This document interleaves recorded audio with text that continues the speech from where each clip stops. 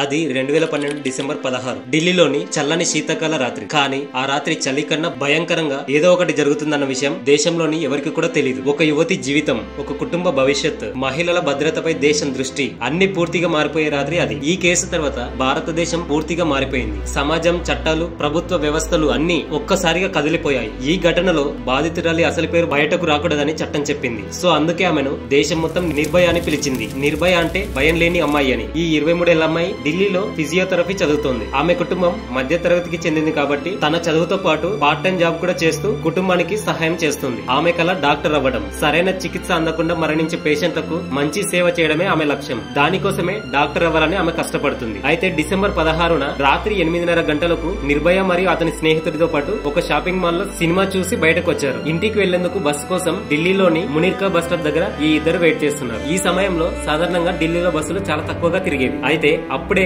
ఒక పెద్ద white colour private bus వచ్చి ఆగింది. వీళ్ళు అడగక ముందే ఆ బస్సులో ఉన్నవారు వీరిని చూసి బస్సు ఆపారు. అయితే ఆ బస్సులో ఉన్నవారు ఇలా అన్నారు, ఈ బస్సు బస్ స్టాప్ వైపే వెళ్తుంది, వచ్చి ఎక్కండి అని వీళ్ళకి చెప్పారు. సో ఏదో ప్రమాదం ఉందని అనుకునే పరిస్థితి కాదు, అంతా సాధారణంగా మామూలుగానే ఉంది. సో కాబట్టి వీళ్ళు కూడా వాళ్ళు చెప్పంగానే బస్ ఎక్కారు. బస్సులో మొత్తం 6 మంది ఉన్నారు. అందరూ కూడా మగవాళ్లే, డ్రైవర్ అతని స్నేహితులు. అయితే అది సరైన ప్యాసింజర్ బస్సు కాదు. ఇది వాళ్ళ తమ వ్యక్తిగత పనుల కోసం అక్రమంగా నడిపే బస్సు. సో బస్సులోకి వెళ్లిన కొద్ది నిమిషాల్లోనే వాళ్ళ ఉద్దేశం మొత్తం వీరికి అర్థమైపోయింది. తర్వాత కాసేపటికి బస్సు అకస్మాత్తుగా సాధారణ రూట్ వదిలి వేరే దారిలోకి మళ్లించారు. నిర్భయ స్నేహితుడు ఇలా అన్నాడు, అన్న బస్సు ఏంటి రెగ్యులర్ రూట్ కాకుండా వేరే రూట్ కి వెళ్తుంది అని అడిగాడు. దానికి ఆ బస్సులో ఉన్నవారు ఈ విధంగా సమానం చెప్పారు, అందరం కలిసి టూర్ వెళ్తున్నాం, నువ్వు కాముగా ఉండు బే అని అతనిని భయపెట్టారు. దాంతో వెంటనే బస్సు తలుపులు అన్ని మూసేసి బస్సులో ఉన్న లైట్స్ అన్ని ఆపేసి నిర్భయ స్నేహితుడిని ఇద్దరిని దారుణంగా కొట్టారు. స్నేహితుడిని బస్సులో ఒక మూల కట్టేసి నిర్భయను కూడా అతి దారుణంగా కొట్టి ఎలాంటి దయ కానీ మానవత్వం కానీ లేకుండా బస్సు రోడ్ల మధ్యలోనే తిరుగుతూ ఉండగా నిరంతరం ఆమెపై